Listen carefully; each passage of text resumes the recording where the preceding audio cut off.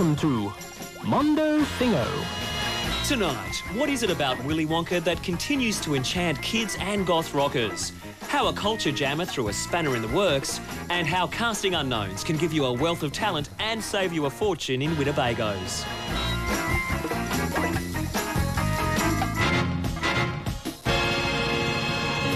Hello and welcome to Mondo Thingo. It's the celebrities and pop culture that Lateline rejects that makes Mondo Thingo the best. Now, before we get into all of that, let's take a look at some of the stories that didn't quite make it onto the evening news this week. A shopping mall full of movie premiere hangers-on and a shopping mall full of flesh-eating zombies. Not much to pick between them, really. This is Dawn of the Dead, the just-released remake of George Romero's 1978 splatter classic. Fans of the original didn't even want this film made, but luckily it doesn't stray too far from the sacred path. I think it's a punk rock, loud, wild, fierce, rough horror movie. It's got humor, grit, and no sentimentality.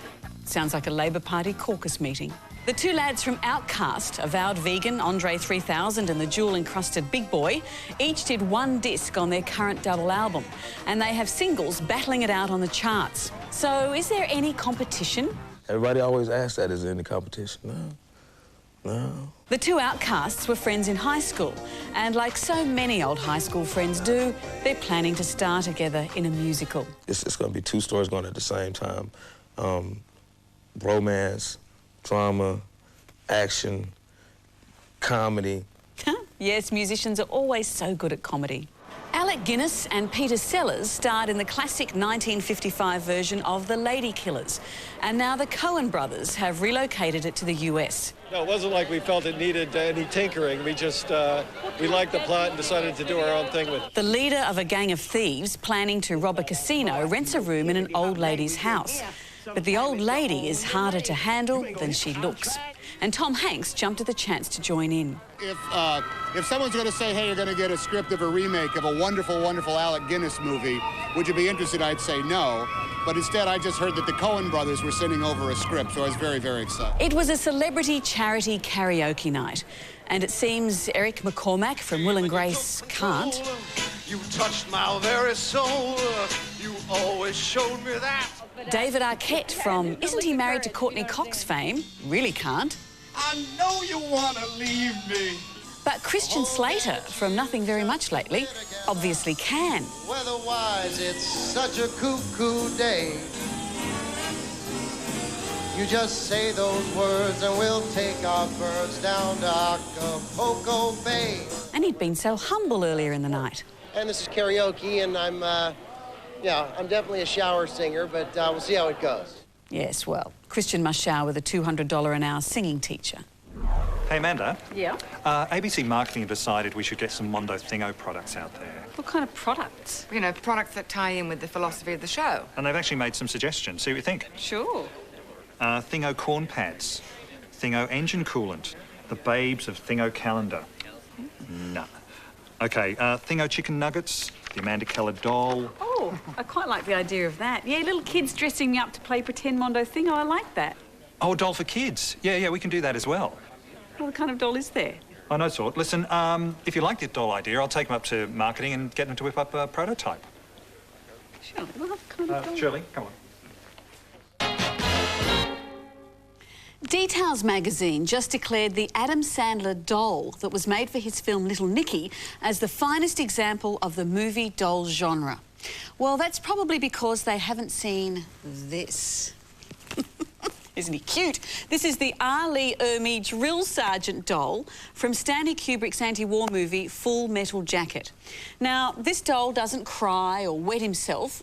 That's what his recruits are supposed to do. And the warning on the box tells you why. Listen to this. May offend wimps, pansies, losers and candy-ass scumbuckets. And that's because he's using the, well, shall we say fruity language that he actually used in the film. Are you ready to have a listen? OK, here we go. Now, talk with my button again and I'll punch you in the snot locker so goddamn hard it'll hospitalize your mother. Charming. Here's one for the kids to take to school. Who's the slimy little pantyhose wearing shit twinkle toad fudge fucking communist big Ah, dear. Though I do find it hard to take him seriously as a drill sergeant when he doesn't even have any privates. But you know, with a bit of military-style reprogramming, I think we can fix that potty mouth of his. Let's have a tea party. I'd like a fairy cake. Ah, much better. Who says you can't change a man? Mwah. All right, time for Mondo cheat notes. And there aren't too many kids' films that could be called genuine cult classics. But the bizarre and hyper-coloured Willy Wonka and the Chocolate Factory is one of them. This is the sort of film that modern filmmakers could still come up with if they just took more LSD. And isn't that title just begging to be parodied in an adult movie? So if you ever wanted to know the real story of Willy Wonka and the Chocolate Factory, keep your hands inside the car. The ride begins now. Anything you want to do it. Published in 1964, Roald Dahl's dark and funny kiddie book classic, Charlie and the Chocolate Factory, produced a truly iconic character, the quick-witted, chocoholic's dream, Mr. Willy Wonka. You should never doubt what nobody is sure about. Writing during a time of personal tragedy, Dahl gave the story a mix of morality and madness, which continues to strike a keen chord with kids and adults alike.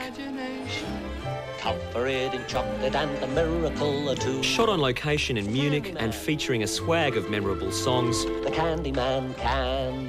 a flawless performance from Gene Wilder in the title role, and some outlandish Wizard of Oz meets the Banana Splits production design, Willy Wonka and the Chocolate Factory built from a disappointing box office return to fully fledged cult film status. You can fly to the moon this way. Dahl wrote the screenplay closely based on the book, but another writer, David Seltzer, was brought in to tweak the Wonka character, add the villainous Slugworth and create Charlie's moral dilemma with the everlasting gobstopper. You can suck them and suck them and suck them, and they'll never get any smaller. Never. The film was launched to mixed reviews. Showbiz paper Variety called it a work of nastiness and cynicism, Clever. while critic Roger Ebert called it the best film of its sort since The Wizard of Oz. Mel Stewart made his name as a documentary director with his powerful account of the Kennedy assassination 4 days in November. The film, in moody black and white, was constructed almost entirely out of amateur footage, still photographs and actual newscasts. You'll excuse me if I am out of breath. A bulletin. This is from the United Press, from Dallas. Stewart brought some of this news sense to Willy Wonka, embellishing the fantasy with a dose of heightened media reality. We must remember there are many more important things. Many more important things. Offhand, I can't think of what they are, but I'm sure there must be something. Another of writer David Seltzer's changes to Dahl's script was to make Wonka both multilingual. Mesdames et messieurs, maintenant nous allons faire un petit voyage. Adieu, auf Wiedersehen, Gesundheit. And highly literate. Over the course of the film, Wonka quotes Shakespeare. Where is fancy bread? In the heart or in the head? Oscar Wilde. The suspense is terrible. He's going to go this time. I hope it'll last. And Keats. Thing of beauty is a joy forever. And for what is ostensibly a kids' movie, Willy Wonka and the Chocolate Factory is sprinkled with political and cultural gags. Rachmaninoff. See, there is neither. US girl rockers Veruca Salt took their name from the film's bitchy princess who just had to have everything. The thinking person's twisted sister, Marilyn Manson, not only parodied the film's psychedelic boat scene in his clip for the song Dope Hat, but the artwork for his album Smell the Children used text mirroring the Wonka style. UK dance outfit Crazy Penis recently had a surprise club hit with their trippy take on the Wonka theme. And even chart darling Craig David has tipped his top hat in Wonka's direction with his clip for What's Your Flavour. Martin Scorsese would have been an interesting choice for the updated Charlie, given his taste for making gritty, violent films like Goodfellas and Taxi Driver. Instead, Warner Brothers finally settled on Tim Burton, whose most recent film was the visually rich but disappointing Big Fish, to take the helm. That Burton has cast Johnny Depp as Wonka is no real surprise. The pair have previously combined on other films like the stylish biopic Ed Wood. We don't have a permit. Run! The gothic fantasy Edward Scissorhands, and the atmospheric period piece Sleepy Hollow. Interesting. And while Burton has gone on the record saying that his film will be closer to the original book, he's also called the Willy Wonka film sappy and weird. You can be sure that several generations of Wonkophiles will be holding their breath as the gates of the Wonka factory swing open once again. This has gone far enough. Quite right, sir. Stop the boat. OK, now Willy Wonka is about as fantastical as you can get, but a way of making it a little bit real is by meeting an actual cast member. Now, she's been lured to Australia by comedian Matthew Hardy for a show at the Melbourne Comedy Festival, and here they are together, Matthew Hardy and Julie Dawn Cole, also known as that inspiration to spoilt girls everywhere, Veruca Salt. Welcome. Thank you so much. I think you mean that nicely. Of course I do. Now, your show, Willy Wonka Explained. Yep. How did it come about? How did you two get together? Well, I've been fascinated with Julie, or her alter ego, Veruca Salt. Stalking me. Stalking me. That's what he's trying to say. I say fascinated by. But since I was 5 when I first saw the film, it was the first film I ever saw. Julie, when she came onto the screen as Veruca Salt, bossing the boys around, telling her dad what to do, I thought, here's some power in a little woman.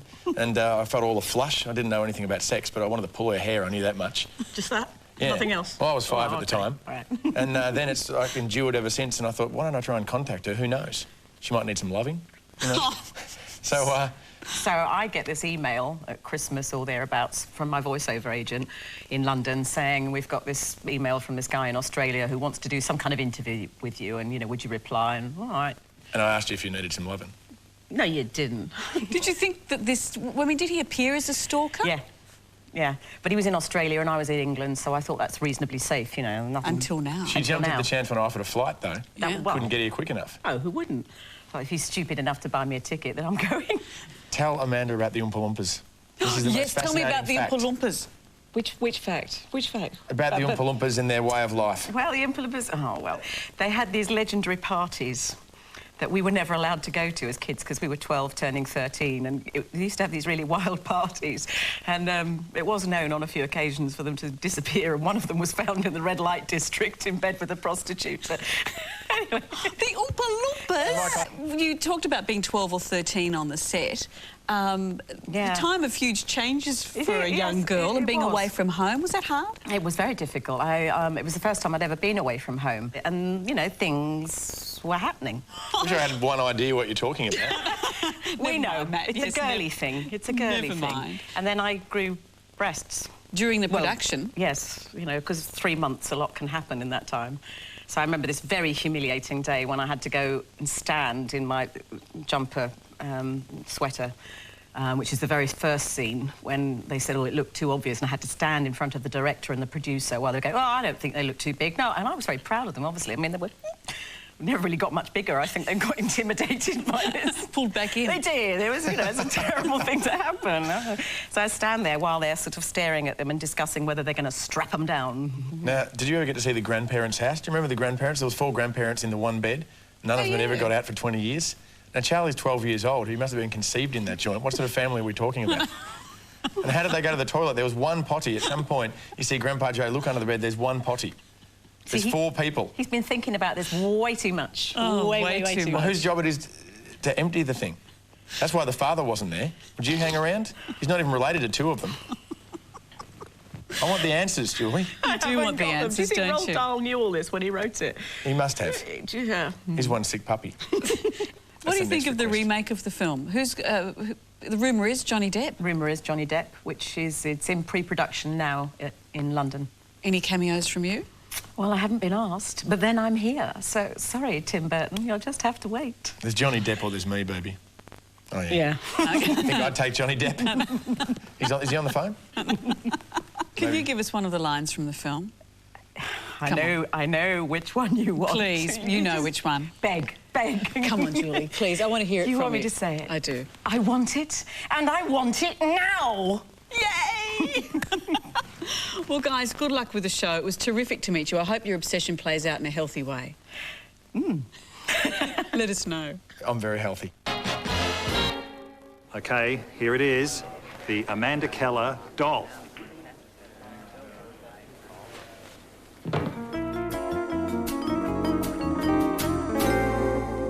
Writer George Orwell once said advertising was the rattling of a stick inside a swill bucket. That was going to be Mondo Thingo's next promo, so I have to come up with something else. Anyway, as unstoppable as advertising is, there are people who can beat it at its own game, and they're called culture jammers. Culture jammers alter billboards and other ads, so they end up having a usually anti-corporate message. Cigarette ads used to be a favourite target, and of course they're gone now, but there's still plenty to keep those culture jammers busy.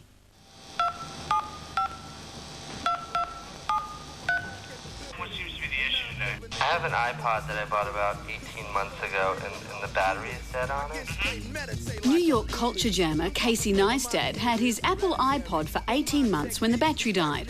Apple told him it couldn't be replaced and the best bet would be for him to buy a new iPod. Casey took to the streets, spray painting every iPod poster with his own anti-ad slogan.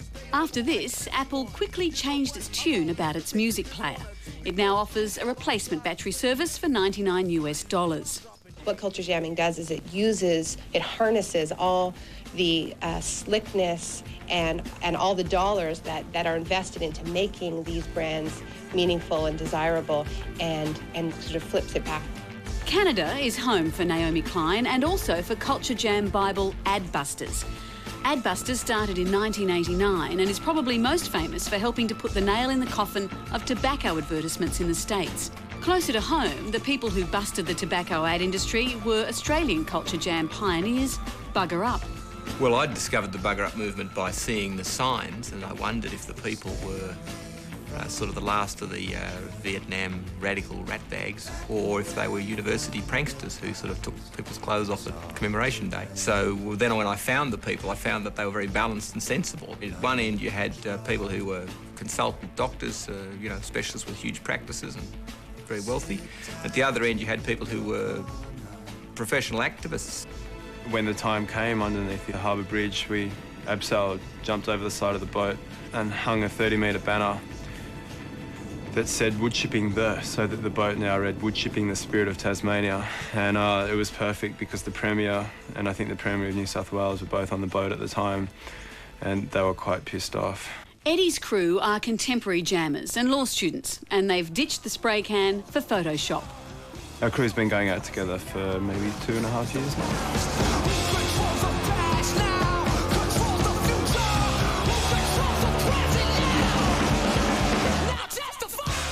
This obsession that people have with property development, and that seems to be the only issue of concern for the majority of people that I seem to have contact with. This mass obsession with wealth and property, and that seems to be the only issues of concern. Kim Beamish is an independent filmmaker and part-time jammer from Melbourne. It differs from other forms of protest in the fact that there's more of an artistic side to it. A lot of people who culture jam actually work for advertising companies. Of course, if anyone can do it, that means the man can too. If being cynical is the new black, then why not trade on it? Coca-Cola, when advertising its Sprite product, successfully mocks the conventions of ads in the way that they present a false image to sell a product. They jam their own things. They take slogans from political campaigns and rework them in order to then sell their own products. And Sprite aren't the only people. There's that new Carlton Draft ad, which has been carefully designed to poke fun at the absurdity of imagery and voiceover in ads while promoting the beer. And fermented in a big metal thing. So we now have ads which aren't ads, advertising things without advertising them.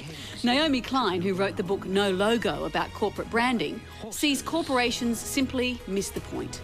I personally don't think it's going to work. I think companies really believe that they have a communications problem, a public relations problem, that they can fix if they hit upon the right message. And I actually think they've got a reality problem. It doesn't surprise me that they're kind of adopting the techniques that we are. It's just it's another reflection of how base one can go, I suppose. I think that's just a reflection of their lack of originality and lack of concern for the truth. I mean, they fundamentally miss the point. They're obsessed with making money, you know. Using the establishment's own methods against them is a far cry from old protest methods. But as seen with the iPod fiasco, it seems to be working. So keep your eyes on your local billboards for all the info on the next Jammer Breakthrough.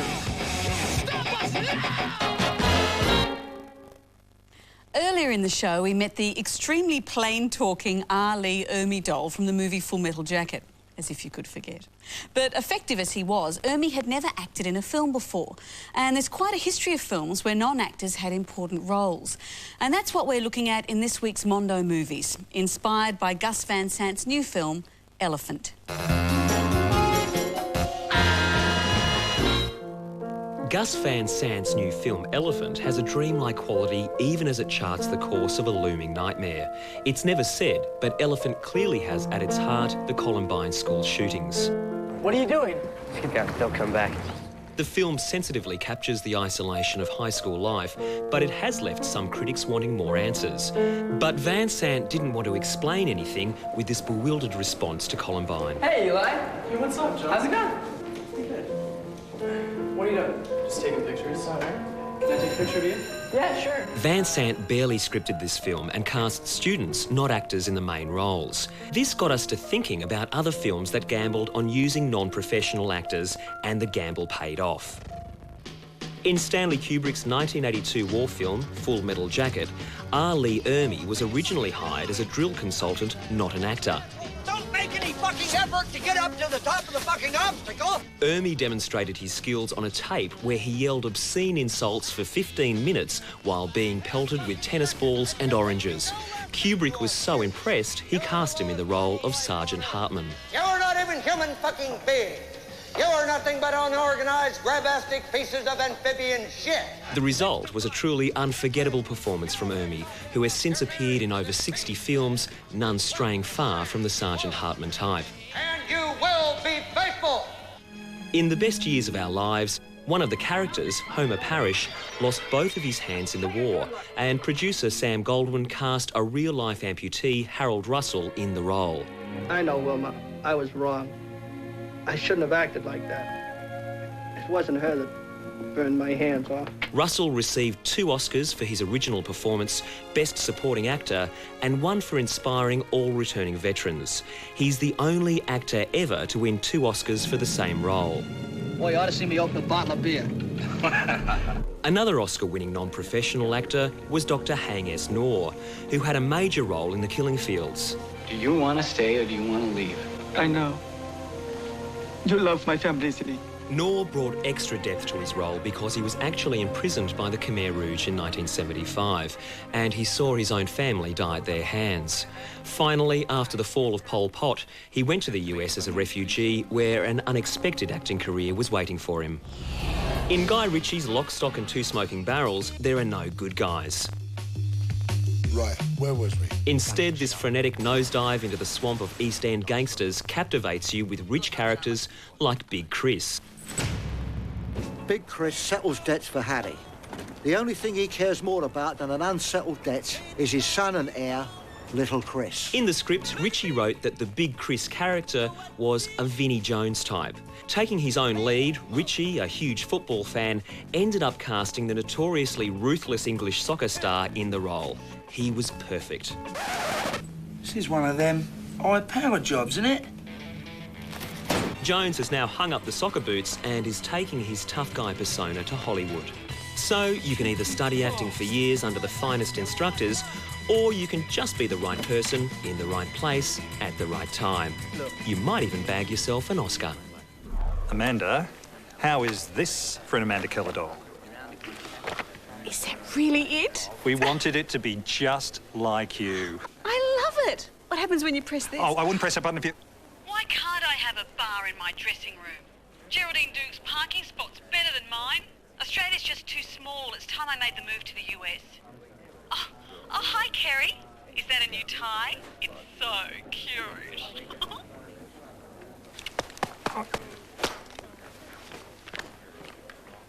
Next week, how you can control the media by becoming the media from the safety of your own bedroom. Starsky and Hutch the movie brings chunky cardigans back to the big screen, and take that old Atari off eBay. It's the musical instrument of the new millennium.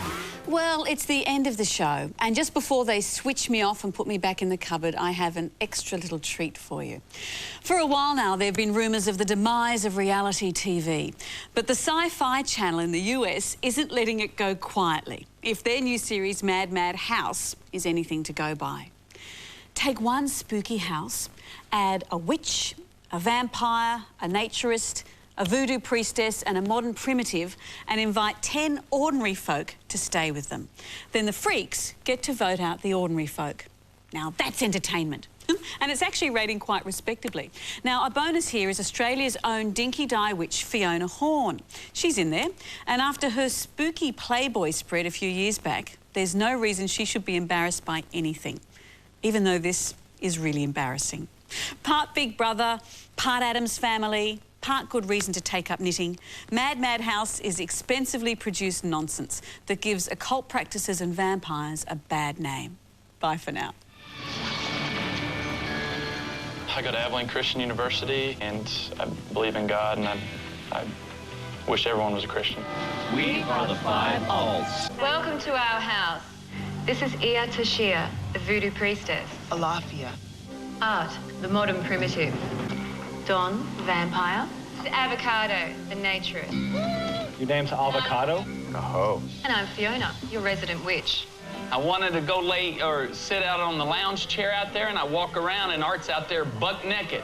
When I first saw the vampire, I was like, whoa, I'm back in college with the freaks. Welcome to your first trial. When I drop my handkerchief, let the bloodbath begin.